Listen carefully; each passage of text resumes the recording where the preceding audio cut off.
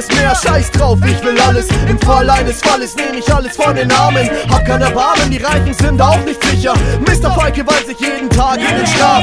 Weil ich nicht alles hab, was ich will, bin ich ein armer Rapper. Ein Sechser Lotto gecheckt, doch kein Bayern los hab gewinnen. Weil ich untauglich bin, eine Beziehung zu führen, hab ich gleich 15 Memes in der Woche am Start. Wie mach ich das? Mit meiner Kohle kann ich mir das leisten. Mein Vorrat an Taschenmuschis wird mir lange reichen. Ich krieg anders den Steifen, ich kann täglich in mein Puff vögeln, im Suff pöbeln und die Bäume stechen. Ich hab 7-0 vergessen bei meiner Steuererklärung. Ich war neulich bei der Ehrung zum größten Geizhals. Es war gescheit kalt, denn der coolste Typ stand am Podium. Mein Opium ist Geld, Macht und leichte Mädchen. Ich will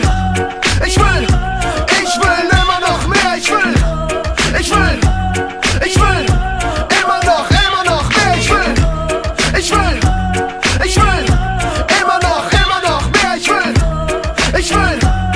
Ich will immer noch mehr. Ich bin ein verzogener Knüppel. Ich bin ein verzogener Knüppel. Ich bin ein verzogener Knüppel.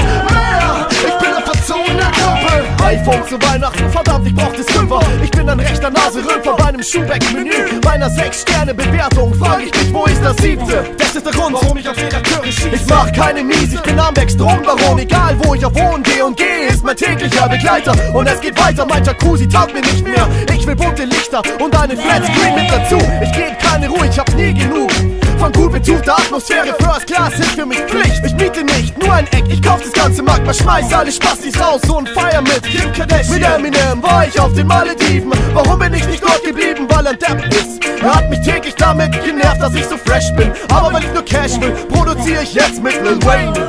Ich will